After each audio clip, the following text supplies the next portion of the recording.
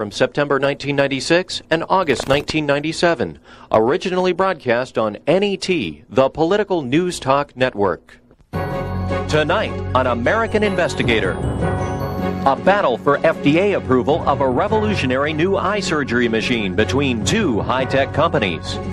A document leak. Was the FDA involved in a classic case of industrial espionage? That trust was broken by someone in the agency. Someone sent those documents to our competitor, and I felt outraged by that. And find out why the FDA is harassing eye doctors for purchasing equipment overseas at a cheaper price, even if it's an identical machine to the one approved for the U.S. If the FDA prevails in this, they're going to be micromanaging everything in medicine, which will certainly slow us up even more in this country. Plus, allegations of a payoff to a key U.S. senator to speed up FDA approval. I asked Mr. Francis, I said, what happened next? He said, Dave smiled, opened up his suit jacket and said, how do you want the checks made out? A medical exclusive with a political twist.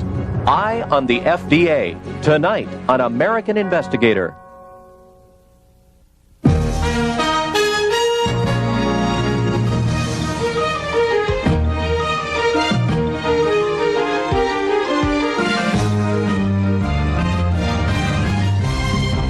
And now, here's the host of American Investigator, Paul Weyrich.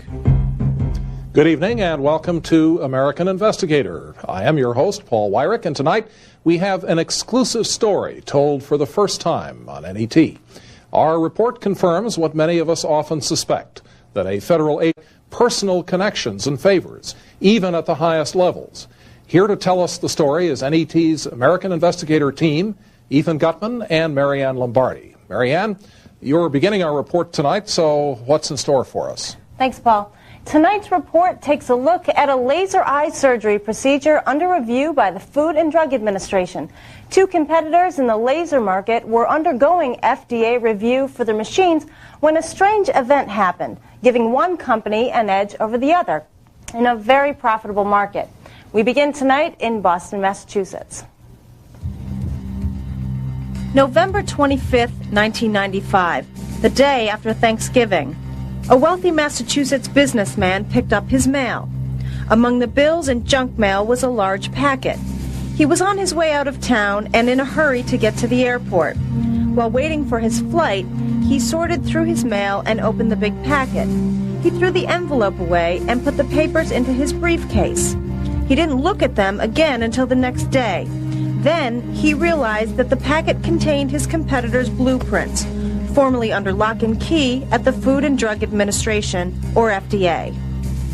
The man who received these documents was David Muller, founder of Summit Technologies located in Waltham, Massachusetts. The blueprints for the Star Excimer laser belong to a company in California called Visx Incorporated. Mark Logan is Visx chairman and CEO. I was outraged about what happened. We gave our most secret documents to them on the basis that they needed them to do a good job in our approval. That trust was broken by someone in the agency. Someone sent those documents to our competitor, and I felt outraged by that. Two companies dominate and compete for an emerging market where billions of dollars are waiting to be made, a market that may help millions of Americans see better. Doctor, so we have a minus 125 here. Photorefractive keratectomy, or PRK, can permanently correct vision, a miracle discovery for all Americans who want to throw away their glasses or contact lenses. There's roughly 155 million Americans who need some form of vision correction. That could be the market. American Investigator spoke with Leslie Latham, who was confined to Coke bottle glasses or contact lenses so thick they would scratch her eyes. Eye surgery offered a way out. I just put away my fears, tried not to think about it, and went on with it. Did it hurt afterwards? Didn't hurt at all. What was the first thing you saw? That clock right up there on the wall.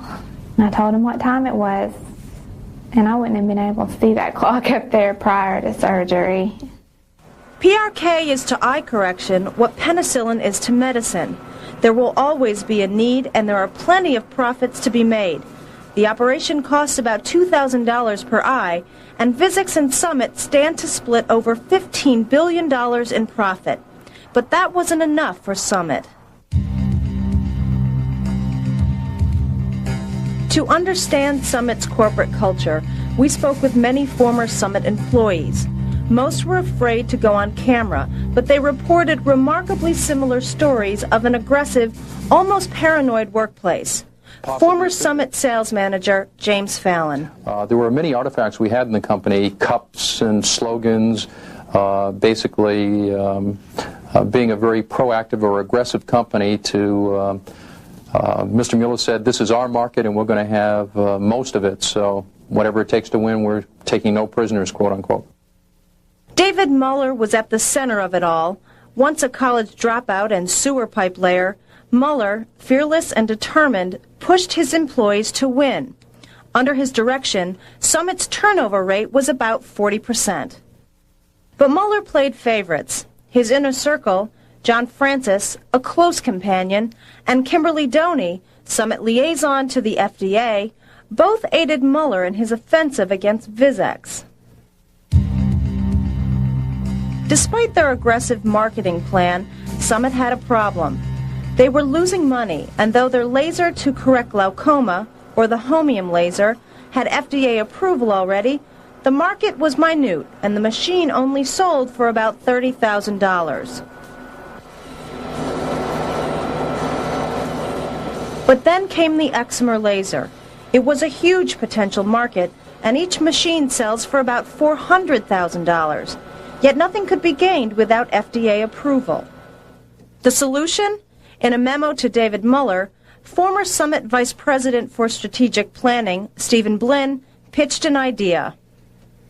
Although the U.S. market is realistically several years away from FDA approval for PRK, creative packaging of the laser might be the answer.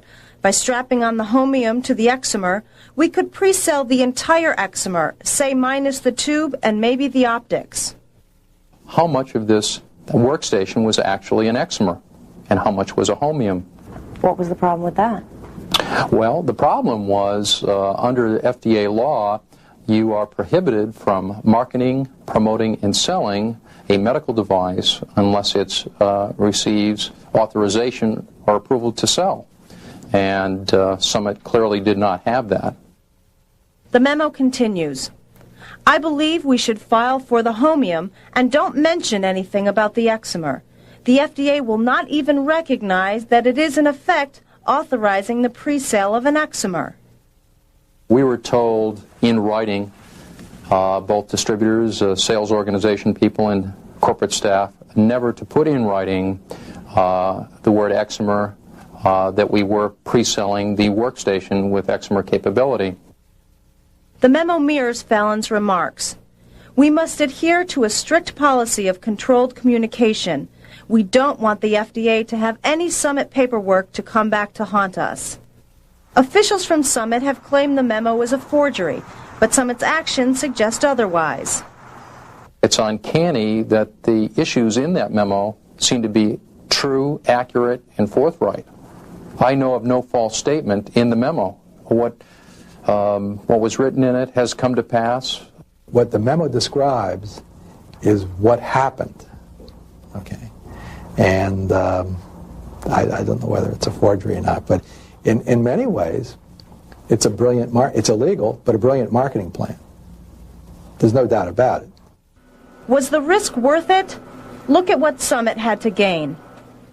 You're talking approximately $250,000 pre-net profit to the company per laser.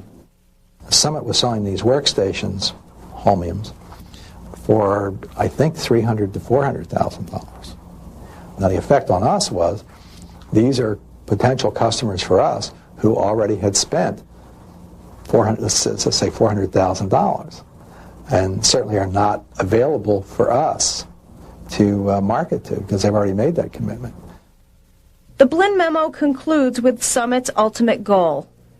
Within 6 months of approval, we could capture 70% of the entire market.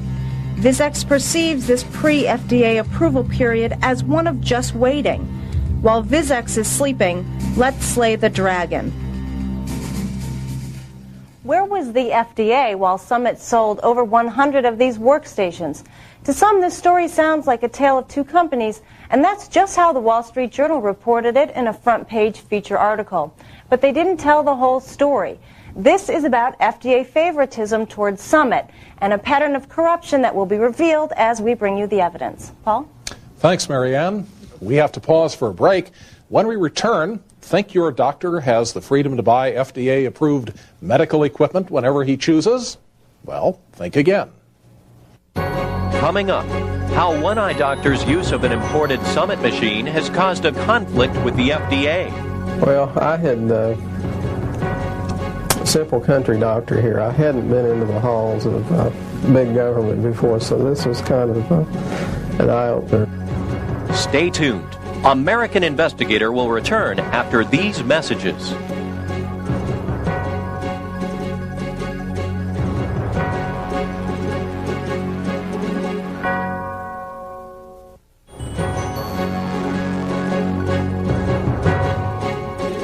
And welcome back to American Investigator. Our report continues tonight with NET's Chief Investigator, Ethan Gutman.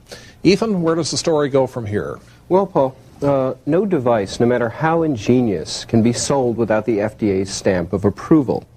How then does a company get approval from an agency which holds all the cards? It has to submit a pre-market approval application, or PMA, and then it must submit clinical data using human subjects who have actually tried the procedure. Yet, in Summit's case, the FDA inaccurately monitored the human subjects, a decision that may have blinding consequences. The FDA is known for its careful, some critics would say over-careful, approach to medicine and device approval. Yet in Summit's case, the FDA's usual standards appeared to slip significantly. Summit's U.S. clinical data for PRK approval totaled over 1,600 moderately successful cases. But a different picture has emerged in Europe and Israel, where the device has already been in use for several years. Respected ophthalmologists are having problems, specifically with high rates of retinal detachments and always with Summit machines. The data that Summit presented, 1,600 cases, contain no retinal detachments. Is this plausible? In his explanation of Visx procedures, Mark Logan brings up another crucial problem. We intentionally aimed for a slight undercorrection to leave the patient slightly myopic, very slightly. And that's because there's a bell curve, and I'm sure from school days you remember the bell curve. It looks like a bell, and it sits over any point. So if you aim for emetropia, or 20/20, the middle of that bell curve is right over 20/20. On either side is an equal number of patients who are undercorrected and overcorrected. The problem is the overcorrections. We did not want to overcorrect anyone because right now there's no ability to bring them back in and retreat them. In an attempt to forge ahead in the laser market, Summit sought FDA approval for an enhanced procedure. But again, it needed more clinical tests. Summit was rushed and presented only 89 full-term cases, half of them naval personnel. Average age, 33. In top physical condition, they were hardly a representative sample of the population. Even more disturbing, an estimate of the overcorrection rate went as high as 47%.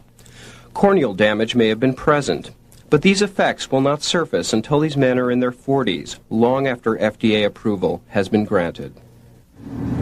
Good job.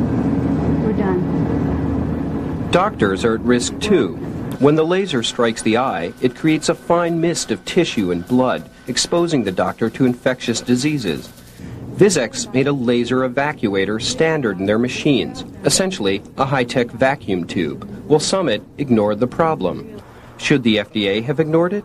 And why the bias towards Summit? Let's take a closer look at the FDA's inner structure. At the top is Commissioner Dr. David Kessler, the man to whom all FDA employees answer. Known to do Dr. Kessler's heavy lifting is Director Dr. Bruce Burlington. Dr. Nancy Brogdon manages ophthalmic devices, the section where reviewer Emma Knight controlled Summit's application. Knight plays a key role getting Summit to approval. And remember Kim Doney, Summit liaison to the FDA? Multiple sources confirmed that Knight and Doney had a close personal relationship. There were extended conversations and private dinners. Knight reportedly leaked a highly confidential letter indicating that Summit approval was imminent. Summit's stock soared. When Summit finally did get its approval, Knight was seen at Summit's celebration party. Was Doney's relationship with Knight instrumental in getting Summit's PRK application approved 6 months before Visx? And why didn't FDA management intervene? Let's contrast how the Visx application was handled. Enter Dr. Mark Stern, a new hire with 13 years of clinical ophthalmic experience to head up the Visx application review. But Stern may have been hired to fail. As he spoke to American Investigator, he recalled his interview with Nancy Brogdon. During that interview, she suggested to me that it would take at least 1 year prior with experience in the division before I could come up to speed and contribute significantly to the workload that the division did in ophthalmic devices. Stern was given no training. His supervisors were transferred to other departments, including Emma Knight, who took the Summit application with her. Stern threw himself into the Visx application.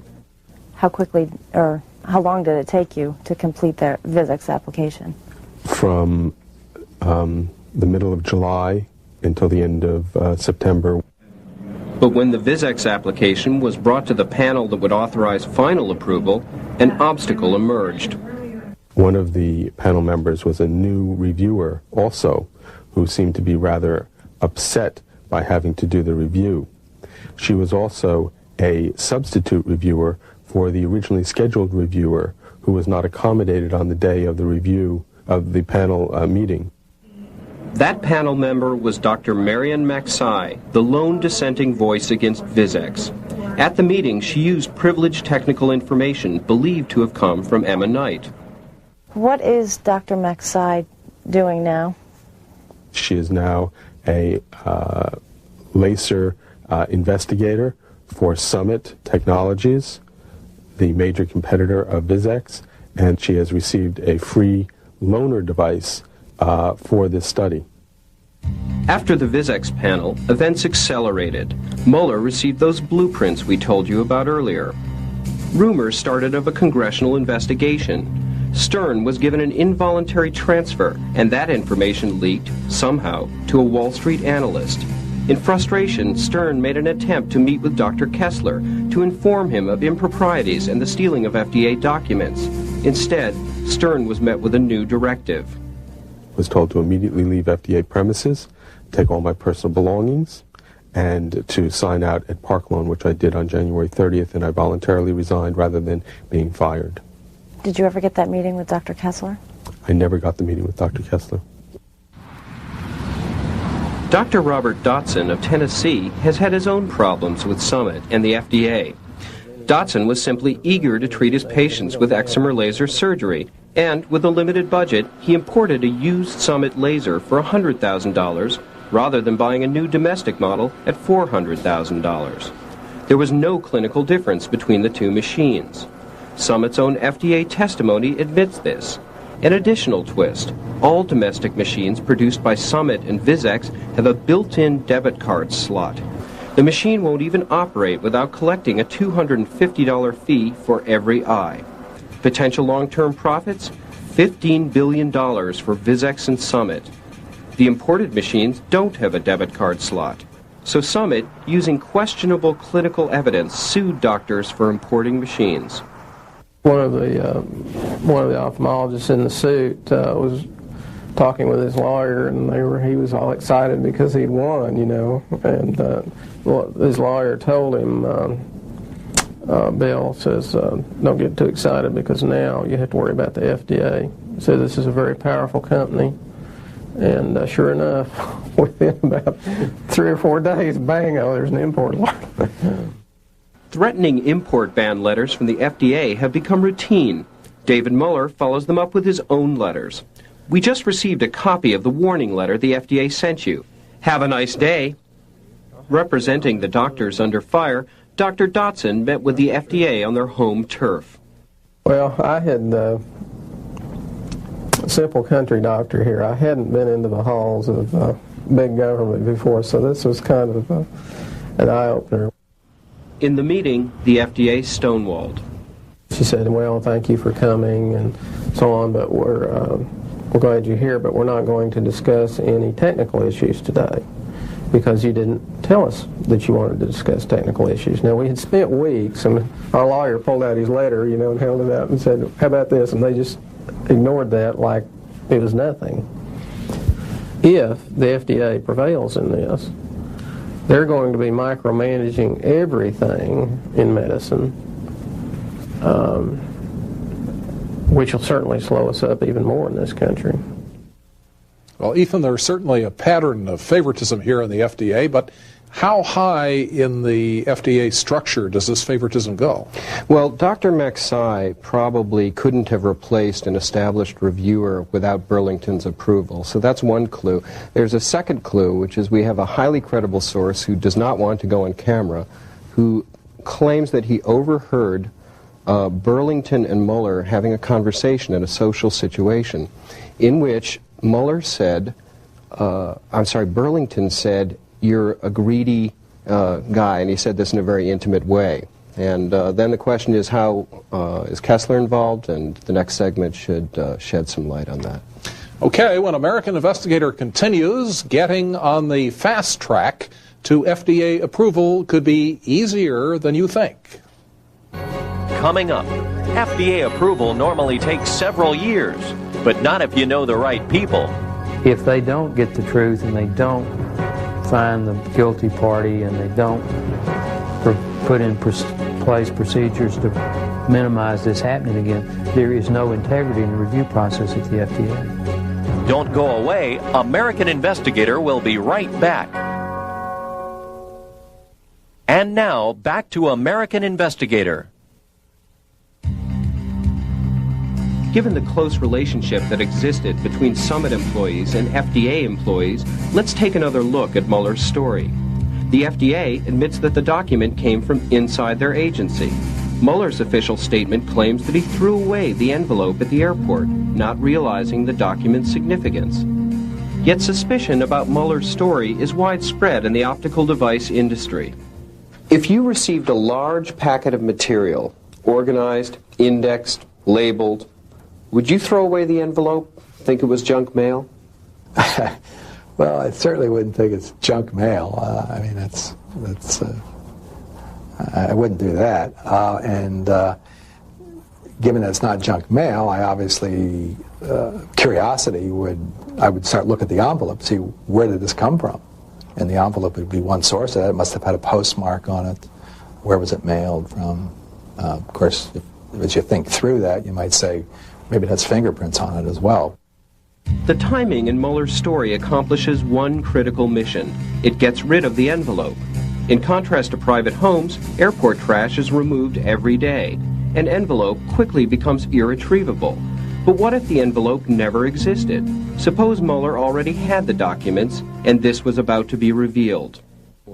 Congressman Joe Barton, head of the House Oversight Committee, is holding hearings on the document incident. The committee has learned that Ammonite's fax address appeared on some of the documents. Whoever did it had to know exactly what they were doing. It had to be very careful how they were doing it, and also had to have enough technical knowledge to know what needed to be sent. Top FDA personnel have admitted that the document originated internally, but will not comment on Ammonite's role. In fact, both the FDA and Summit ignored Barton's request to testify. Mr. Logan testified and suffered immediate FDA reprisals.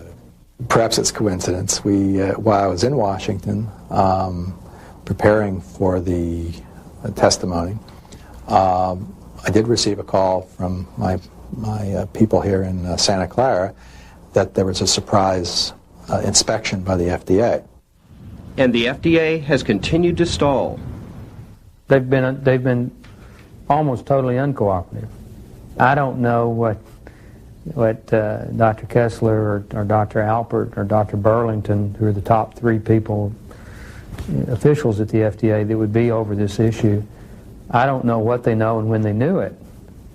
But if in fact they knew, if they know who committed the crime and are handling that information either to the subcommittee or to the Justice Department or the Health and Human Services, then that would be a cover-up.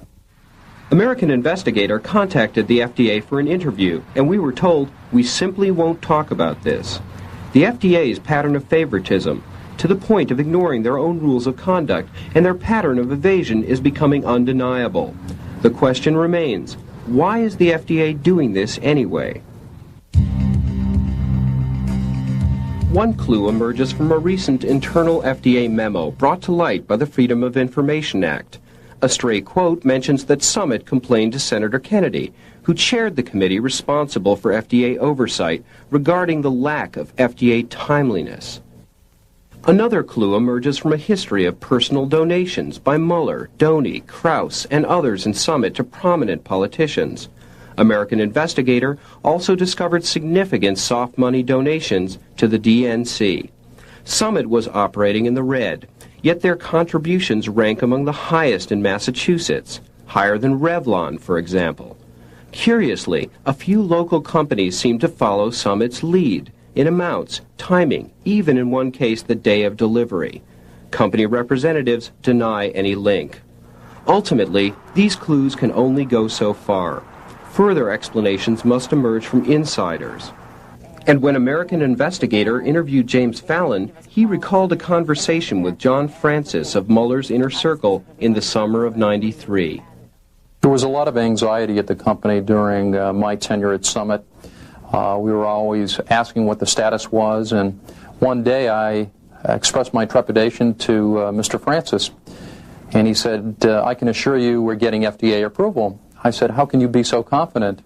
He said, well, I have special knowledge. I said, could you go into greater detail? He said, well, confidentially, Dave Mueller recently met with Senator Kennedy on a Saturday in his townhome in Washington and petitioned him for approval and enlisting his support to help Summit.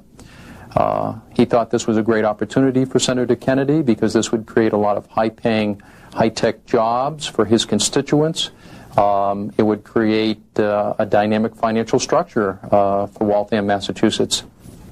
After petitioning to Senator Kennedy in this vein, Senator Kennedy responded, "F the jobs. I'm in the re-election campaign of my life. What I need, if you want approval, and I can get you approval, is $1 million for my re-election campaign and $500,000 to the Democratic Re-election Committee." I asked Mr. Francis, I said, what happened next? He said, Dave smiled, opened up his suit jacket and said, how do you want the checks made out? And Senator Kennedy says, don't even do that right now. My people will get back to you. Fallon has sworn these statements in an affidavit and claims others in the company could verify these statements.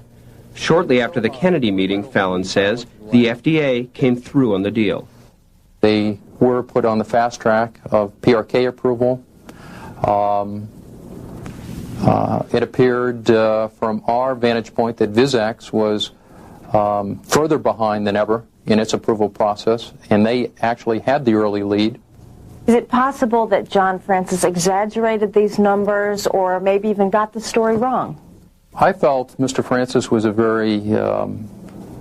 had a good grasp of business and numbers, amounts. He convinced me when he told me the story. The FDA has always presented itself as a pristine agency, and yet a new pattern is emerging. The FDA must answer the questions that are accumulating. I don't know, but I think there's an awful lot of suspicious things that have happened, and inappropriate things and unethical things. If they don't get the truth and they don't find the guilty party and they don't put in place procedures to minimize this happening again, there is no integrity in the review process at the FDA. I think the decisions are being made that really threaten lives in this country and quality of life in this country. And there seems to be no limiting them.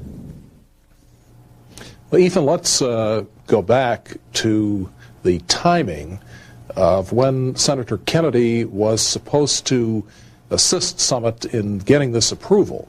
If after the 1994 elections he was no longer chairman of the committee, how was he in a position to continue to assist them? Well, he continued to have a lot of power, but beyond that, we found a Clinton connection as well.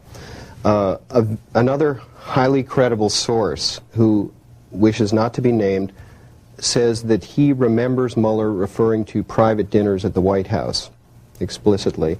And we've also have a second-hand source who claims that Mueller actually spent the night there. Now, that doesn't make any sense, but if you connect the dots, the Washington Post recently published an article saying many backers spent night at the White House. These are high DNC donors, so you can begin to see a pattern here. Okay, it's time once again for a station break, but when American Investigator returns, you'll have the chance to question both reporters live. You can begin calling in now at 1-800-5000-NET, or you can fax us your questions and comments at 202-544-2405. Stay tuned. We'll be back after this.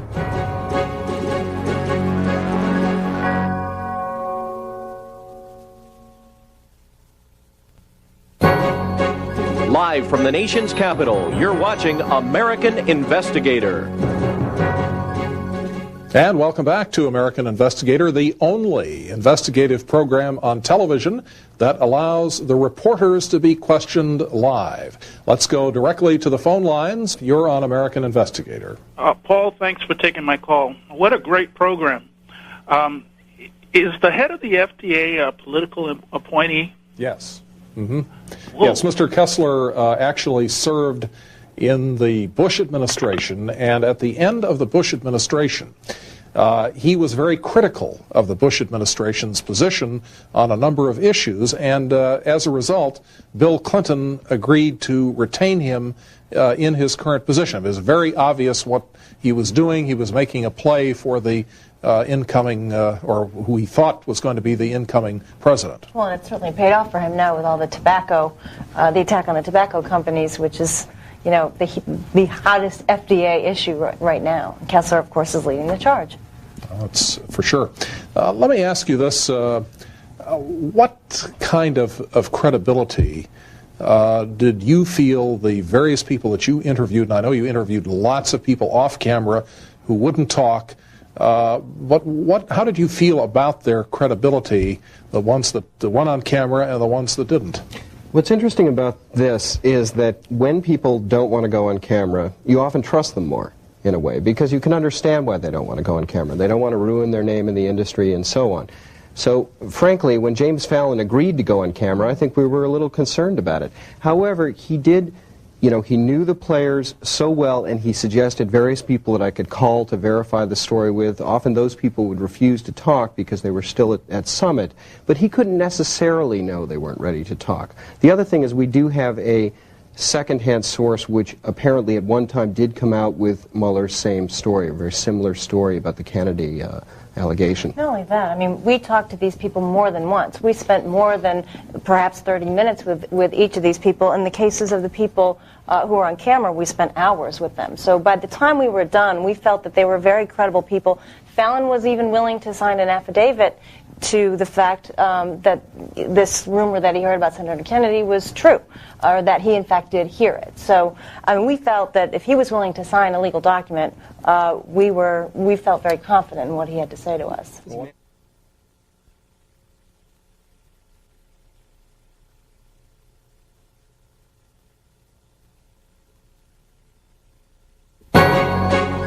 Coming up, when American Investigator pointed out FDA corruption last year, the government promised thorough investigations. What happened? Okay, the FBI's had an investigation going. Did they contact you? Never. Barton's committee? Never. More American Investigator coming up.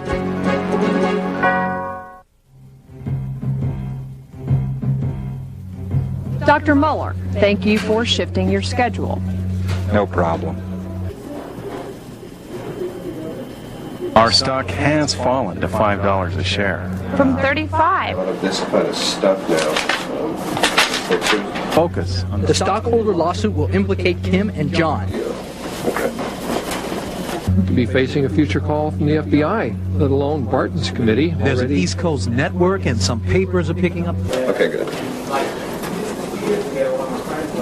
David, your leadership is perceived to be part of the problem.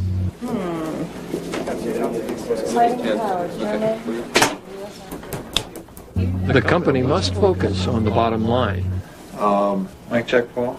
This is NET, the Political News Talk Network. Listen, I did what no one else could do. I got your FDA approval. Can I grab a pen? Coming in on camera, too? This can be settled amicably, Dr. Mueller. American Investigator, Paul Wyrick. Good evening and welcome to American Investigator. Our report confirms what many of us often suspect, that a federal agency can be compromised by on September 5th, 1996, American Investigator's Eye on the FDA, exclusive, aired nationwide. A story of government and industrial espionage. It targeted Summit Technologies and its chairman, David Mueller, as the culprits in a scheme to bribe the FDA for approval of their eye surgery LASER. What we didn't know at the time was that a few hours earlier, the Summit board had called an emergency meeting and fired Dr. Mueller. Tonight, NET's chief investigator, Ethan Gutman, has a follow-up. Ethan? Thanks, Paul. A year ago, we hoped that the truth would out and the guilty would be punished. Well, the private sector may have had a kind of rough justice. After all, Mueller was fired and his cohorts left soon after. However, the aftershocks in the public sector were not quite what we were expecting. We'll start with a brief recap.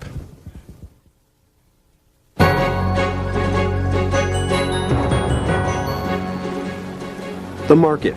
80 million nearsighted Americans who want permanent vision correction. The competitors, Summit Technology of Massachusetts and Visx of California, the manufacturers of the revolutionary excimer eye laser surgery machines. The law, the Food and Drug Administration, or FDA, the agency which grants the competitors approvals or access to the market. He thought this was a great What happened? Start at the highest level. Whistleblower James Fallon, former Western sales manager for Summit, revealed that Summit chairman Dr. Mueller asked Senator Ted Kennedy to influence the FDA in favor of Summit. Kennedy asked for campaign contributions, and he got them. Follow up at the lower level. Kim Doney, Summit liaison to the FDA, developed an intimate relationship with Emma Knight, the FDA reviewer of Summit's laser. What emerged? Beyond Summit's swift approval, a dizzying pattern of favoritism. Summit pre-sold lasers illegally. The FDA turned a blind eye. Summit tested procedures on Navy SEALs, damaging their vision. The FDA accepted the results. Summit needed favorable status reports to bull up their stocks. The FDA provided. Summit needed to slow down Visx's progress toward approval. The FDA reviewer of Visx, Mark Stern, was fired. Finally, when Summit needed industrial espionage, the blueprints of Visx's new laser, with Emma Knight's fax header on them, made their way from the FDA to Mueller's doorstep. The last incident prompted an FDA internal investigation. If they don't get the truth, there is no integrity in the review process at the FDA. Simultaneously, Congressman Joe Barton, chairman of the Oversight and Investigation Subcommittee, began preliminary hearings. We wrote to the Senate Ethics Committee. They assured us they were looking into it. Most significant, the FBI announced a probe. The government appeared set to uncover the truth. Following our broadcast, the press picked up the story. Dan Murphy of Investors Business Daily established that Kennedy had actually attended an additional fundraiser at Mueller's home. Rumors circulated of a Summit payoff, as high as $5 million to Mueller in exchange for his silence. Almost a year later, we went to Waltham, Massachusetts to talk to Summit, but they still refused to comment. Summit's a bit of a shell company these days. They don't produce many lasers, for example.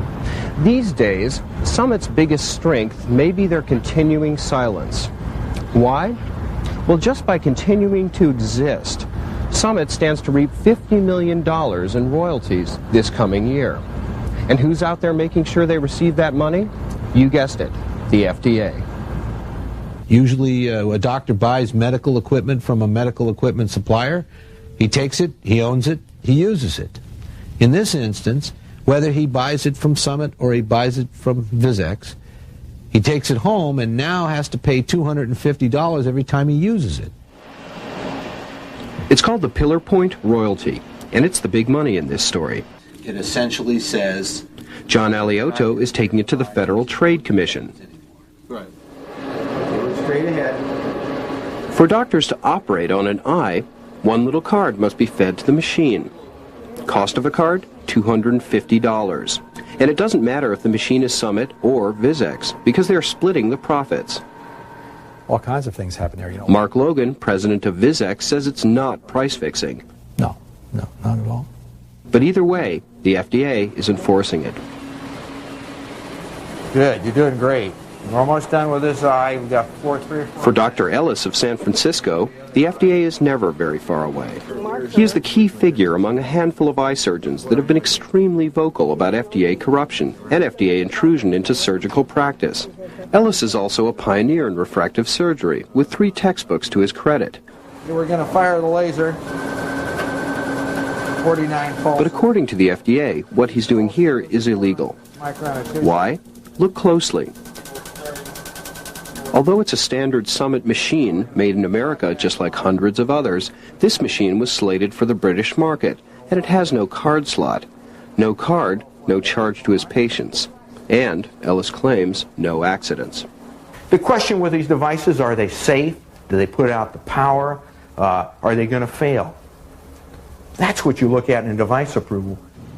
When the eye laser scandal broke, anxious FDA officials seemed suddenly willing to legalize Dr. Ellis's laser.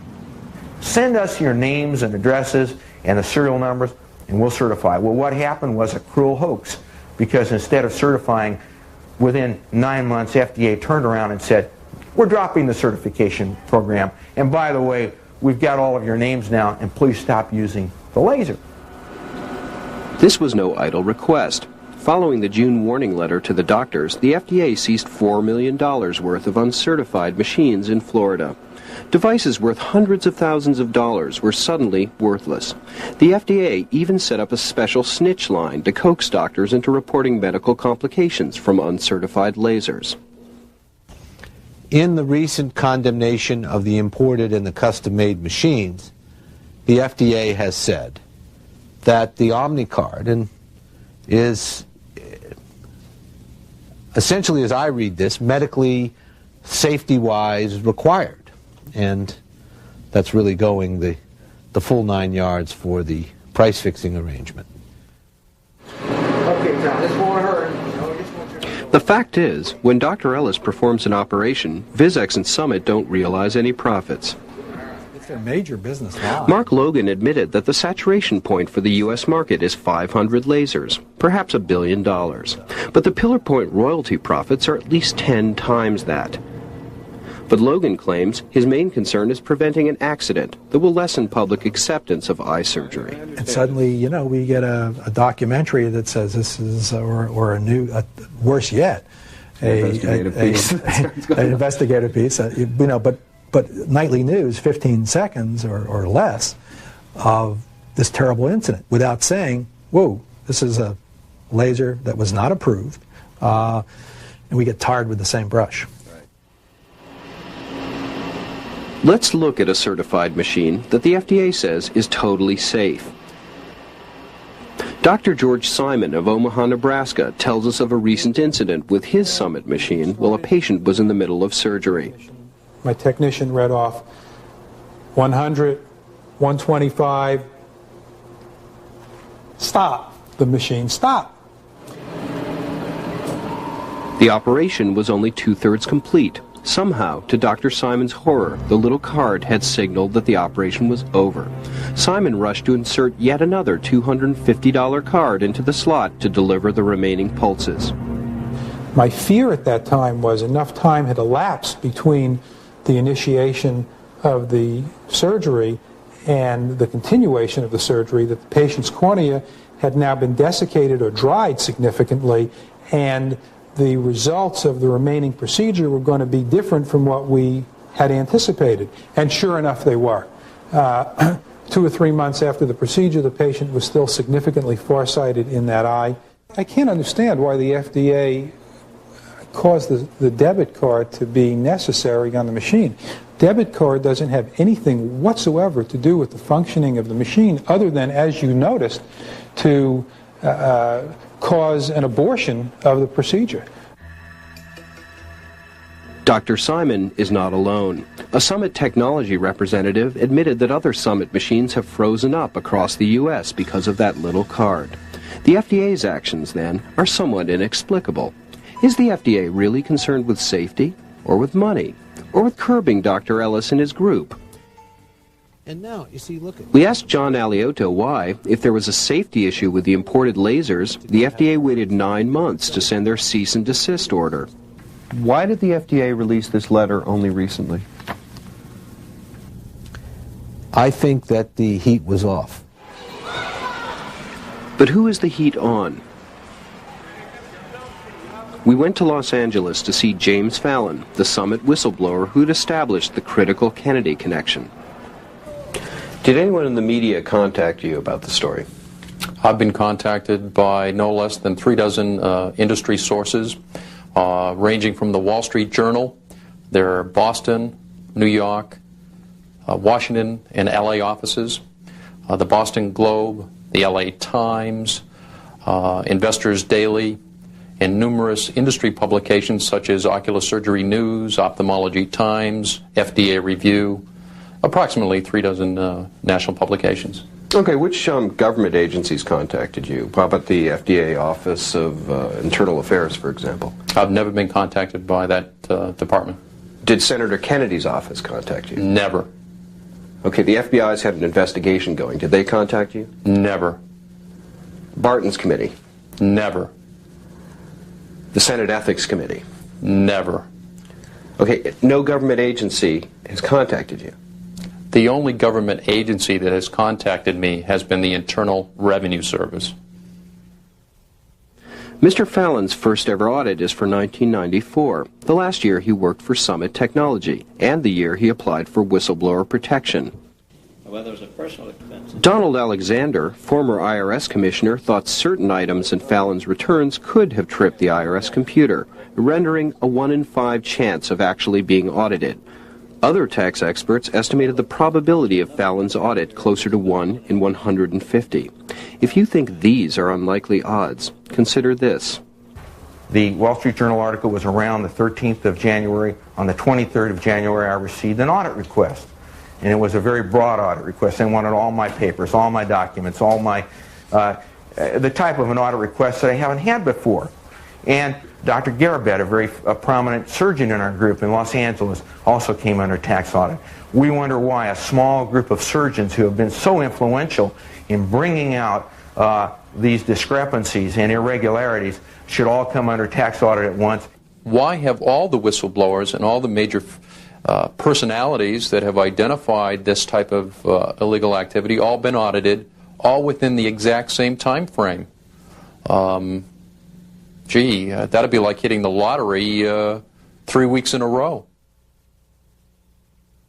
Bill Sardi of Ophthalmology Journal actually predicted the audits last fall. Was he clairvoyant, or just familiar with the recent IRS pattern of political audits? The IRS doesn't grant interviews, so we went to the former IRS historian, Shelley Davis, author of Unbridled Power. There are no records. That was my main discovery as their first, last, and only historian, is they've literally shredded their entire paper trail throughout this entire century. So when you have no smoking gun, no needle in the haystack, you can't prove anything. We asked Davis if we should invoke the Freedom of Information Act. Suppose I were to do a FOIA request to the IRS. I'm sorry, I have to laugh. Well, in maybe 5 years you might receive a response. I urge the nation. During JFK's administration, the IRS developed the notorious Ideological Organizations Audit Project. Auditing has long been in the Kennedy family's playbook. But a well-placed source on Capitol Hill felt that this was too risky for a senator like Ted Kennedy, and the FDA had more to lose. Or did an agent simply pick the names out of the newspapers? They're not going to tell you that they had a call from a senator's office. They're not going to tell you that the commissioner directed them to do this, but they're going to go out and do it, and we'll never know exactly what prompted that. The IRS definitely has the power to do it. So if another federal agency, in this case the FDA, was savvy enough to figure out that pulling in the IRS to go after their whistleblowers was a good way to do it, there's absolutely nothing in place to stop it from happening. And that's the most important point, is there's nothing in place to stop the IRS from targeting individuals for audit for political reasons, for personal reasons, for reasons that have nothing to do with their tax returns. One thing can be proven. There was no legitimate investigation of the FDA by any government agency. The Senate Ethics Committee spoke to David Mueller, who denied giving a bribe, and to Kennedy's office, who denied taking it, and, in the absence of any evidence to the contrary, closed the investigation. Congressman Barton and his committee chose to defer to the FBI's investigation at a time of increasing concern over the FBI becoming politicized. As for the FBI probe, well, the FBI still hasn't closed their investigation, but apparently has spoken to only one actual witness. Did he contact you? I contacted the agent. The FBI agent listened patiently to FDA whistleblower Mark Stern and took names. 2 months ago, he told Mark Stern not to call him again. The agent never called Mark Logan or James Fallon. Is there a deliberate attempt not to investigate? Do you think there are people out there who might talk? If they were called to testify and given immunity, I think everything I've said would be supported and validated in greater detail. Are you comfortable talking about this? Some of it. I just think that there are some very powerful forces at work here that that might infringe on my personal life, and I don't want that. I have a family, and I'm concerned about them. I think this is endemic. I think this is business as usual. We brought it out, we've exposed it, and nobody wants to listen to it. The FDA laser scandal is evidenced by flawed approvals, stolen documents, acts that tear at the very heart of the FDA's legitimacy, and it implicates individuals up and down the FDA chain of command. A confidential source told American Investigator that David Mueller's parting shot was to tell the summit board more about the FDA approval process than they wanted to hear. Question: does the FDA's continued health depend on Mueller being appeased? Is Summit a collaborator? Is the FDA being blackmailed? We stick to what we know and what we can prove. We see only surface features, clues to the tectonic structure beneath us. When we dug a little into the FDA laser scandal, we may have created stress along a hidden fault line that runs along several agencies: the FBI, the IRS, possibly even Congress. We felt a brief tremor. Yet in the absence of the political will to dig, and dig deeply, ultimately there will be no solid ground. That concludes our final report. Our phone lines are open at 1-800-5000-NET. Our fax number, 202-544-4132. Our email address is ai@fcref.org. Ethan, any closing comments? Just one, Paul. Everyone who interviewed in our previous show agreed to a follow-up interview, except for Congressman Barton. He has also refused to meet Dr. Ellis and his group. A committee staffer claims Barton is still interested in full hearings into the eye laser scandal. The question then is, why wait a year, and why not talk to a reporter who will bring attention to the problem? Ethan, what is Emma Knight's status at the FDA at this point? Well, here's something good that the Barton Committee did come up with, which is that she has been given a flexible workplace agreement by the FDA. That consists of a home computer that's paid for by taxpayer expense and so on, printer, modem, and dedicated phone lines. Now, this is a woman who is under FBI investigation for possibly leaking million-dollar documents to a competitor, to a company out there. And I don't understand this except that it may fit in with some kind of blackmail theory. All right, let's ask our viewers to begin joining us here on American Investigator. Gary in Carthage, Missouri, welcome to the program. Paul, thank you for taking my call. Ethan, I'd like to ask you a question. The lady that was a historian for the Internal Revenue, has she ever been audited? I'll just hang up and listen to your answer. Okay. Actually, I don't think she ever has been audited. She has run into some, I know she ran into some serious trouble with the IRS. In fact, they talked about handcuffing her to the building when she made a public appearance there on tax day. But I'm not actually sure about her tax status. Ethan, do you think that Congressman Barton really backed off of his investigation because of the FBI involvement in all of this? Well, Paul, I mean, he knows, Congressman Barton knows as well as you and I that the FBI is showing strong signs of becoming politicized. This is a really hard question to answer, except that I know that I am not the first person who has told the main staffer in charge of this investigation that the FBI called none of the witnesses. And every time he's told that, he expresses surprise. Okay, let's ask Robert in Orlando, Florida, to join us here on American Investigator. Yeah, hello. Thank you for accepting my call. I have this one question. What is the probability of something like this happening again? No, it sounds like it's pretty good from what you've just said. It depends on which, I'm not sure which the question is referring to. If you're speaking to the probability of people being audited like this again, I think that's very high. The probability of something like this happening, a scandal like this happening at the FDA also seems high because the same people are there. Nobody's been fired, not even a sacrificial lamb like Emma Knight in this case. Do you think that this investigation will ever go anywhere? It's hard to summarize this case, isn't it?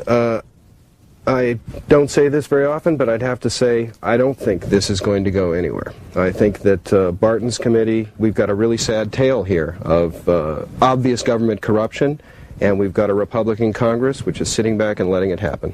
Okay, well, that's all the time we have for tonight's episode of American Investigator. As always, we welcome your faxes at 202-544-4132 and your emails at fcref.org. For the American Investigator team, I'm your host, Paul Weyrich, from your nation's capital. Have a great evening.